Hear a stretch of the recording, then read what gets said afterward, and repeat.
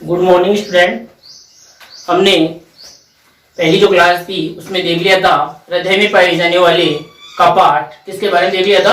हृदय में पाए जाने वाले कपाटों के बारे में देख लिया था और एसए नोड और एवी नोड के बारे में हमने समझ लिया था। अब आज जो हमारा टॉपिक है वो देखेंगे हम दोहरा रक्त परिसंचरण तंत्र।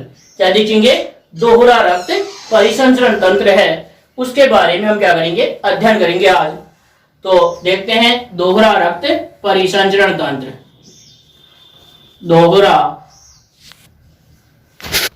रक्त परिसंचरण तंत्र, दोहरा रक्त परिसंचरण तंत्र है, उसके बारे में हम आज क्या करते हैं? अध्ययन करते हैं। दोहरा रक्त परिसंचरण तंत्र के बारे में हम आज अध्ययन करते हैं। किस प्रकार से दोहरा रक्त परिसंचरण होता है वो देखेंगे हम। तो देखो, मानव में जो रुधिर परिसंचरण है वो कौन सा होता है? दोहरा रक्त परिसंचरण कहते हैं। मानव का जो रुधिर परिसंचरण है उसको क्या बोलते हैं? दोहरा रक्त परिसंचरण तंत्र कहते हैं। मानव के रक्त परिसंचरण को दोहरा रक्त परिसंचरण कहते हैं। क्यों? मतलब मानव का जो रक्त परिसंचरण है उसको क्या कहते हैं? दोहरा रक्त परिसंचरण कहते हैं। क्यों कहते हैं उसको देखना कि जो हमारा रक्त है वो शरीर में एक चक्कर पूरा करता है, तो उस दौरान हृदय से होकर कितनी बार गुजरता है? 2 बार गुजरता है। कितनी बार गुजरता है? 2 बार। हमारा रक्त शरीर में एक चक्कर पूरा करने के दौरान हृदय से होकर 2 बार गुजरता है। 2 बार गुजरता है कि हमारा जो रक्त है शरीर में एक चक्कर पूरा करता है, एक चक्कर पूरा घूमता है, तो उस दौरान उसमें हृदय बीच में रास्ते में कितनी बार आता है? 2 बार आता है। इसलिए इसे क्या कहा गया है? दोहरा रक्त परिसंचरण कहते हैं। क्या कहते हैं? दोहरा रक्त परिसंचरण कहते हैं। तो दोहरा रक्त परिसंचरण को समझने के लिए इसका जो चित्र है वो हम बनाते हैं और इसमें जो चाप बनते हैं वो देखते हैं हम, और ये 2 चक्कर कैसे कैसे करता है वो देखते हैं। तो पहले ये लिख लें 2 चक्कर कैसे करता है। सुनना कि जैसे पहले सुनना, शरीर के विभिन्न भागों से अशुद्ध रक्त किसमें आता है? हृदय में। फिर हृदय से अशुद्ध रक्त कहां पर जाता है? फेफड़ों में। फिर फेफड़ों से शुद्ध रक्त वापस कहां पर आता है? हृदय में। और फिर हृदय से शुद्ध रक्त कहां जाता है? वापस शरीर के विभिन्न भागों में जाता है। जब इसमें हम लिख लें ये भी आप कि सबसे पहले कहीं से भी चालू कर सकते हो। सबसे पहले शरीर के विभिन्न भागों से अशुद्ध रक्त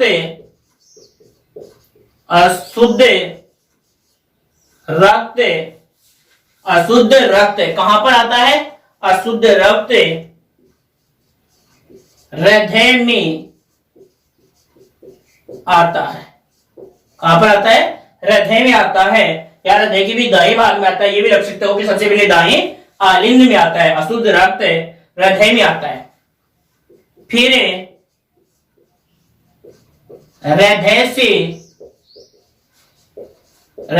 से अशुद्ध रक्त फेफड़ों में जाता है। कहां पर जाता है अशुद्ध रक्त? फेफड़ों में जाता है। और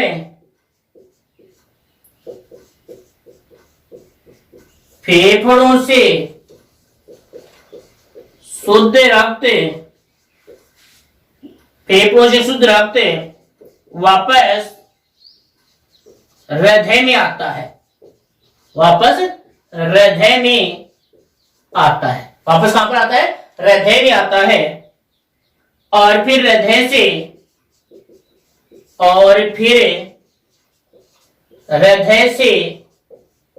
यह शुद्ध रक्त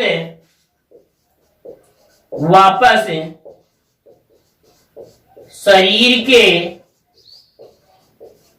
विभिन्न भागों में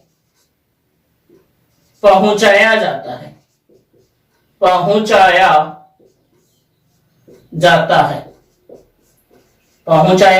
जाता है, शरीर के विभिन्न भागों में पहुंचाया जाता है। तो इस प्रकार सुनना, देखना, हमने यहां पर मैं ये कह रहा हूं कि सबसे पहले ये मान लो यहां दिख रहा है, तो देखना, जैसे ये मान लो हमारे शरीर के विभिन्न ऊतक हैं, यहां से अशुद्ध रक्त आया कहां पर? हृदय में। फिर हृदय से कहां गया? फेफड़ों में। फेफड़ों से वापस कहां आया? हृदय में। और फिर वापस कहां आया? विभिन्न भागों में। तो ये यहां से चालू हुआ, यहां वापस आ रहा है। कोई ये बिंदु है हमारा, कोई यहां से चलकर वापस यहां आ गया, तो इसका मतलब उसका क्या हुआ? एक चक्र पूरा हुआ। क्या हुआ?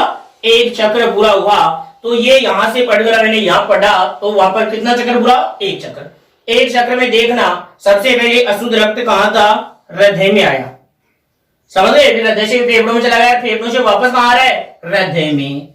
तो हृदय कितनी बार आ रहा है? 2 बार। इसलिए जो इस प्रकार का हमारा परिसंचरण तंत्र है उसको क्या कहते हैं? हम दोहरा रक्त परिसंचरण कहते हैं। क्या कहते हैं? दोहरा रक्त परिसंचरण कहते हैं।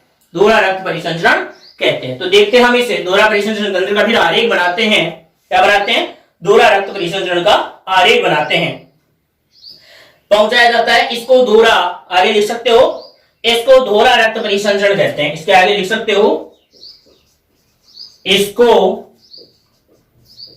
दोहरा रक्त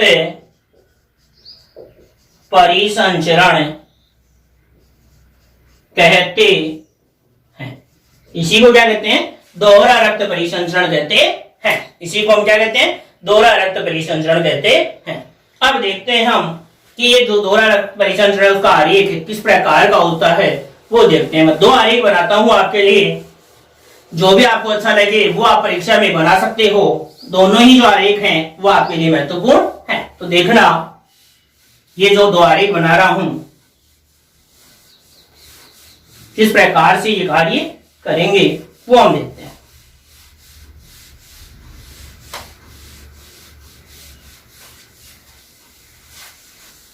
देखना, अभी हम देखते हैं आगे।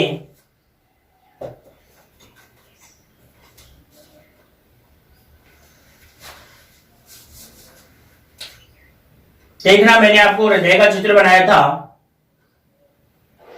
उस चित्र से ही मैं यहां चित्र बना रहा हूं आपके लिए हृदय का वापस।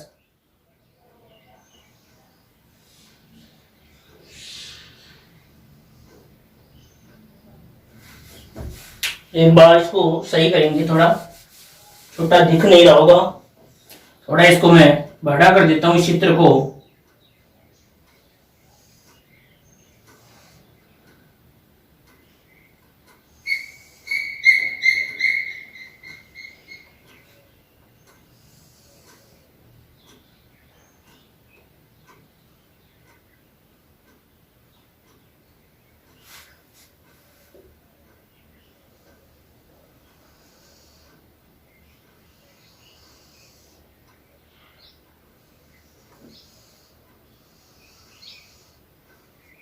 ये बन गया क्या हमारा? हार्ट। क्या बना? हार्ट। अब सुनना, यहां पर मान लो कि शरीर का कोई भी ऊतक या अंग, कोई भी कोशिका है। यहां पर क्या है? कोई भी शरीर का ऊतक, अंग या कोशिका है। देहिक ऊतक मान सकते हैं हम उसको। क्या लिख सकते हैं?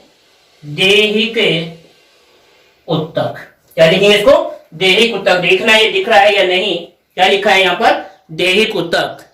हाँ, देहिक ऊतक। अब यहां से सुनना, इस देहिक ऊतक से इस देहिक ऊतक से शिराओं के द्वारा, इस देहिक ऊतक से शिराओं के द्वारा जो रक्त है हमारा वो कहां जा रहा है, इसे दाएं आलिंद में जा रहा है। कहां पर जा रहा है? दाएं आलिंद में गया ये रक्त यहां से, फिर उसके बाद में नीले में गया और नीले से फिर वापस ये कहां जा रहा है, ये रक्त यहां से दिखा रहा हूं, ऐसे नहीं निकलती है नलियां, लेकिन आपको समझाने के लिए यहां पर बना रहा हूं मैं, क्या है, मानव के फेफड़े मान लिया, क्या है यहां पर, फेफड़े। तो ये क्या है, फुफ्फुस। फुफ्फुस में गया, फुफ्फुस में जाने के बाद में ये रक्त क्या हुआ, शुद्ध हुआ, और शुद्ध रक्त फुफ्फुस से वापस कहां गया, बाएं आलिंद में आ गया, फिर बाएं आलिंद से बाएं नीले में आया, और फिर बाएं नीले से कहां चला गया, वापस शरीर के विभिन्न ऊतकों में चला गया। तो इस प्रकार से देखना, ये देहिक ऊतकों में से रक्त कहां जा रहा है, मैं ये निशान बता रहा हूं, इन नलियों से ये रक्त प्रवाह की दिशा है। क्या है ये रक्त प्रवाह की दिशा है। इसमें रक्त आया, यहां से ये गया, फिर यहां से ये, फिर वापस, फिर यहां से, फिर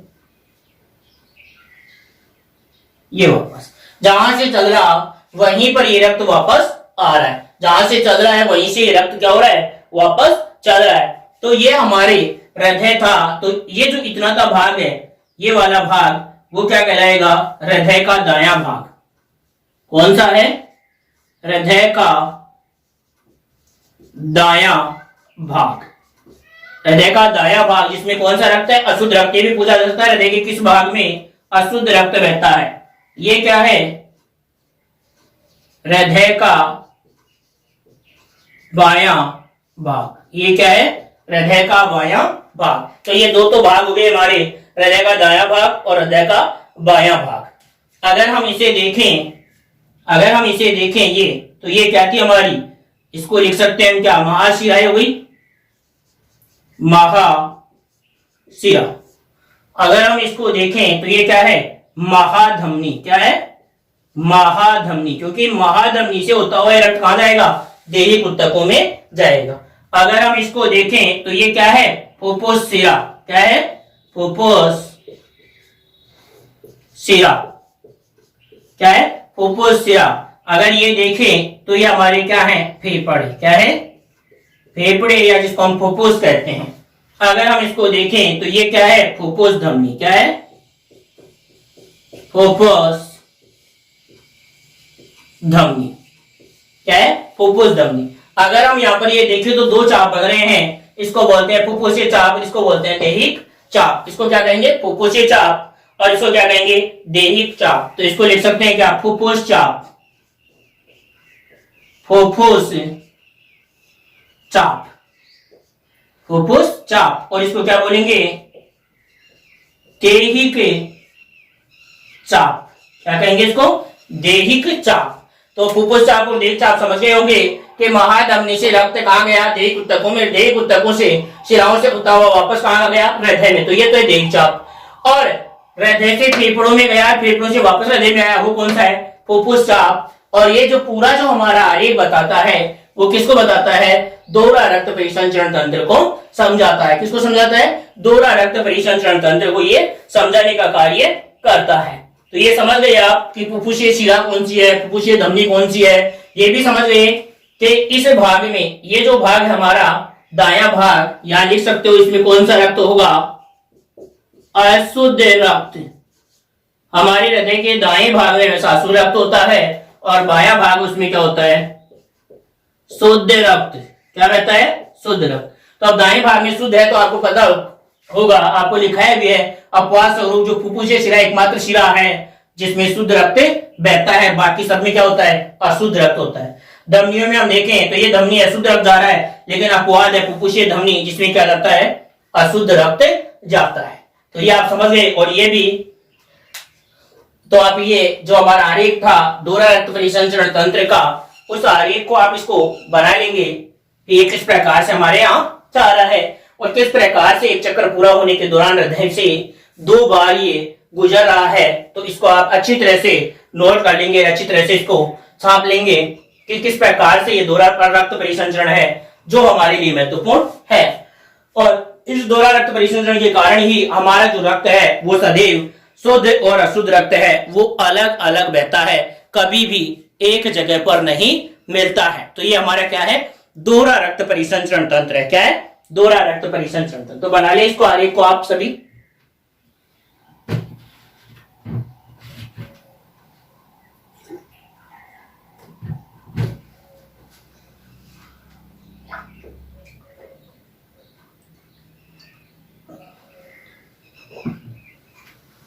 इसके बाद में इसका एक और आरेख है जो साधारण आरेख है, मैं आपको वो और बता रहा हूं। अगर ये आपके नहीं याद रहता है, सही नहीं दिखता है, तो आप वो साधारण आरेख भी बना सकते हो, वो देखना भी।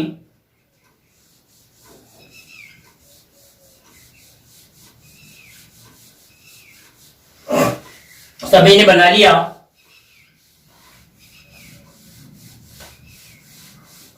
ध्यान से देखते रहो, ध्यान से समझते रहो, तो आपको सभी चीजें समझ में आएंगी। कोई ऐसी चीज नहीं है जो आपको समझ में नहीं आएगी। अगर फिर भी जो कोई ध्यान लगाकर इसको देख रहा है, पढ़ रहा है, फिर भी समझ में नहीं आ रहा है, तो कमेंट बॉक्स में आप बता सकते हो। कोई कमी रह रही है तो आप बता सकते हो, वो कमी आपकी सुधार की जाएगी जरूर। देखो, अब हम देखते हैं जो दूसरा मैं भी आपको आरेख की बात कर रहा था वो देखते हैं। माना अभी ये हमारा क्या है, यहां पर क्या था, देहिक उत्तक। क्या है ये, देहिक उत्तक है, ये देहिक उत्तक है। सही, अभी मैंने यहां कहा था कि देहिक जो उत्तक है हमारे, उन देहिक उत्तकों से जो रक्त जा रहा है वो रक्त कहां पर जा रहा है, हृदय में। कहां पर जा रहा है, हृदय में जा रहा है। फिर हृदय से क्या हो रहा है कि ये जो रक्त है हमारा वो किस में जा रहा है, किसमें जा रहा है, फेफड़ों में। फेफड़ों में जा रहा है। और फेफड़ों में कौन सी क्रिया हो रही है वो देखना। यहां पर फेफड़े हैं,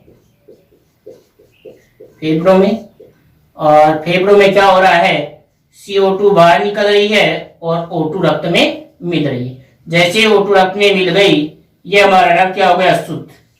और ये जो शुद्ध रक्त है वो वापस कहां पर आ गया, हृदय में। कहां पर आ गया, हृदय में आ गया।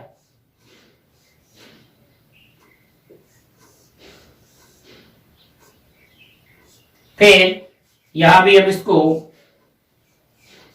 हृदय में आ गया। अब हृदय से फिर से ये क्या हो रहा है, हमारा जो ये रक्त है वो हृदय में आया, और हृदय में आने के बाद में वापस ये कहां जाएगा, उत्तकों में जाएगा। कहां पर जाएगा, उत्तकों में जाएगा। तो आपको ये दिख रहा है हमारा कि ये एक चक्र पूरा हुआ, एक राउंड पूरा हुआ। उस दौरान रास्ते में हृदय कितनी बार पड़ रहा है, 2 बार पड़ रहा है। इसलिए हम इसको क्या कह सकते हैं, दोहरा रक्त परिसंचरण तंत्र कह सकते हैं। क्या कह सकते हैं, दोहरा रक्त परिसंचरण तंत्र हम इसको कह सकते हैं। अब इसके भी आप नामांकन देख लें। देखना, दैहिक उत्तकों से ये हृदय में रक्त लेकर आने वाली है, ये क्या है, शिरा। क्या है, शिरा। हृदय से जुड़ी हुई है, इसलिए इसको हम क्या बोल सकते हैं, अग्र महाशिरा या पश्चिम महाशिरा कह सकते हैं। दैहिक उत्तकों से ये रक्त की दिशा है जो किसमें आ रही है, हृदय। हृदय से किसके द्वारा, फुफ्फुस धमनी के द्वारा। किसके द्वारा, फुफ्फुस धमनी। फुफ्फुस धमनी के द्वारा कहां पर गया, ये फेफड़ों।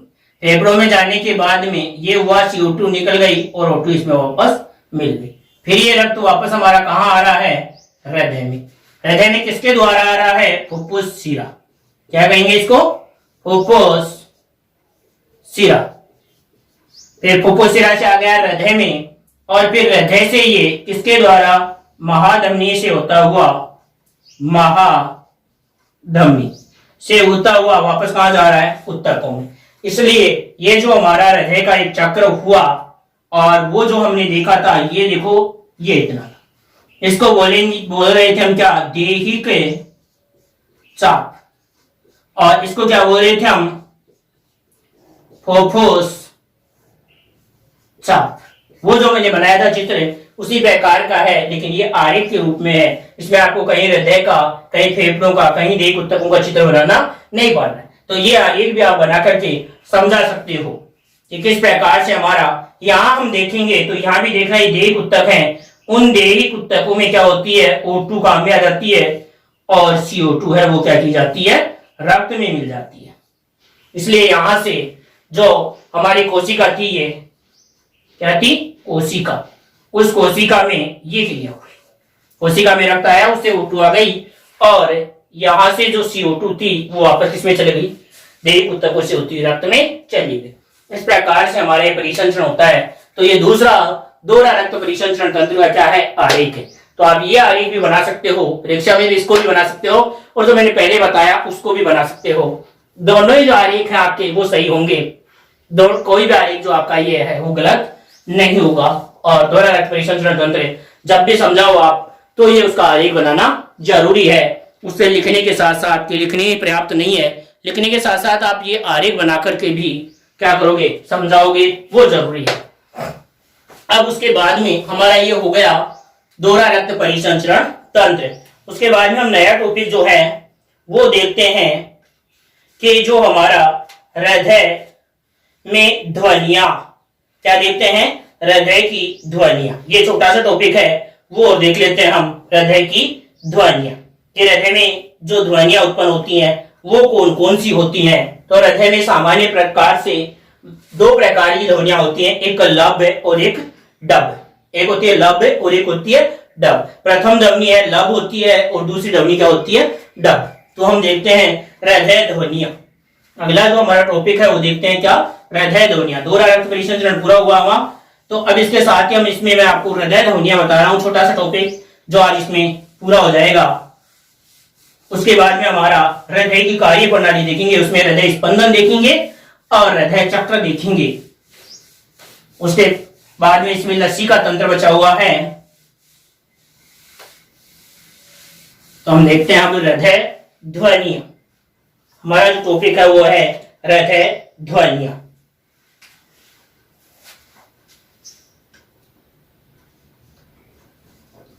हृदय ध्वनियां, हृदय ध्वनियां।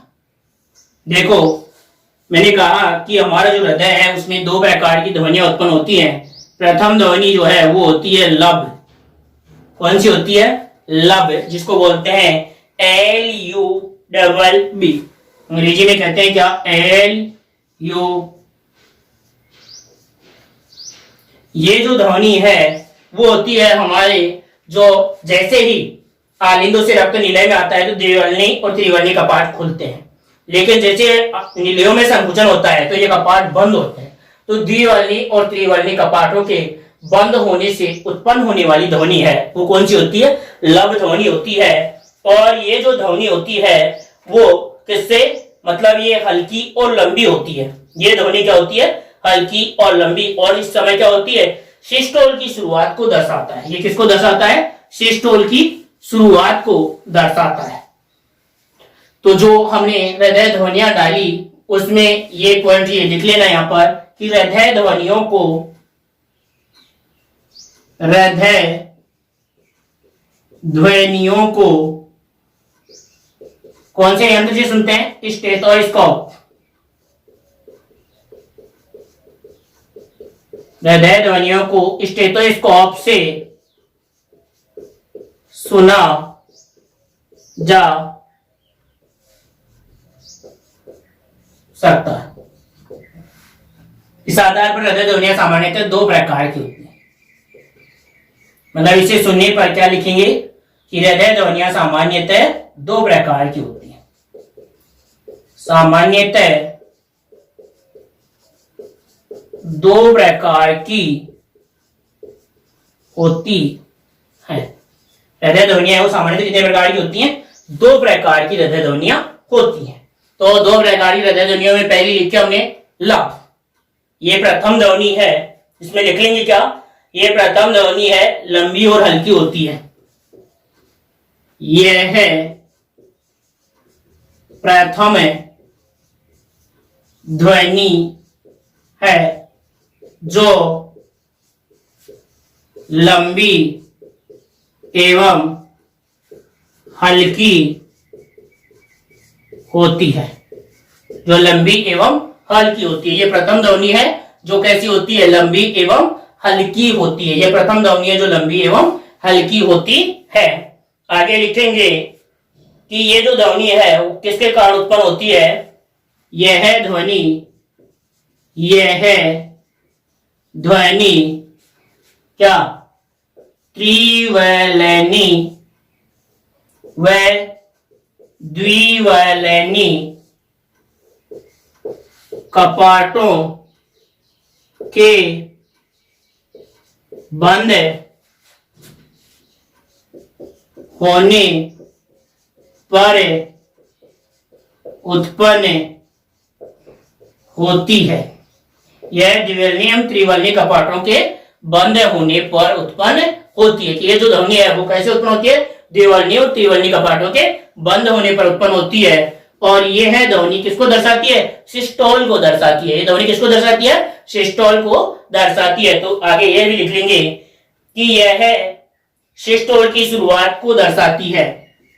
यह है सिस्टोल की शुरुआत को दर्शाती है। ये जो ध्वनि क्या कार्य करती है, सिस्टोल की शुरुआत को दर्शाने का कार्य करती है। यह ध्वनि सिस्टोल की शुरुआत को दर्शाती है। अब ये सिस्टोल और डायस्टोल क्या होते हैं, जो संकोचन और प्रकोंचन है हृदय में, हम हृदय की जो क्रिया विधि है, जो हृदय स्पंदन पढ़ेंगे, उसमें हम इन चीजों के बारे में देखेंगे, सिस्टोल और डायस्टोल क्या होता है। अब हमारी दूसरी ध्वनि है वो देखते हैं डब। पहली ध्वनि देख ली, अब दूसरी देखते हैं क्या, डब। क्वेश्चन में लिखेंगे DUB, डब। दूसरी ध्वनि देखेंगे क्या, डब, DUB, डब।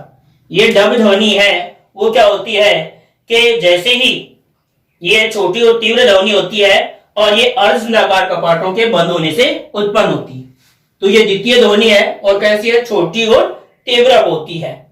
तो ये द्वितीय ध्वनि छोटी और तीव्र होती है। लिखेंगे द्वितीय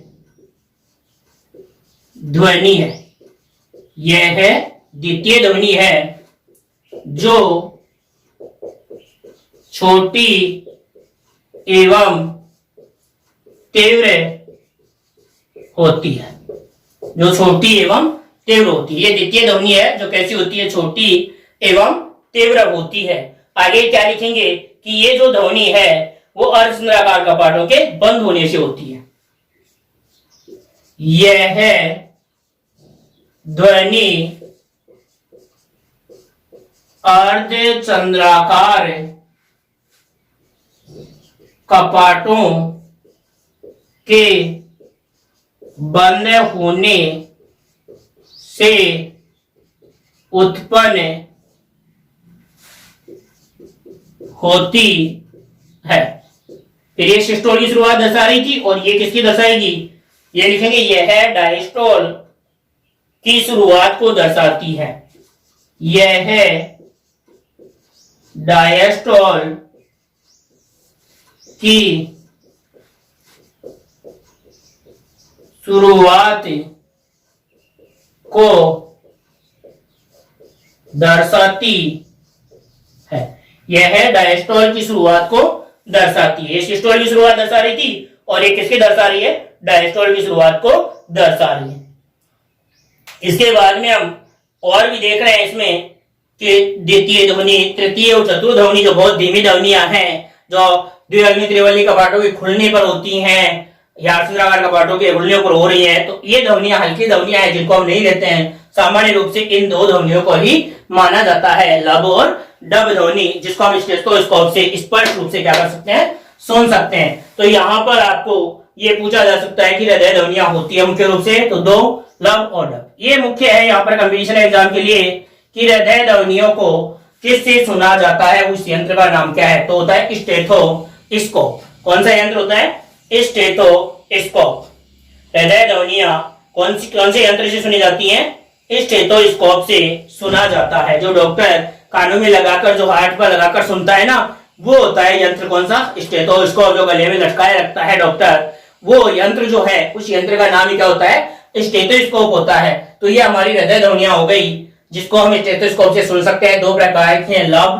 प्रथम ध्वनि है लंबी एवं हल्की होती है।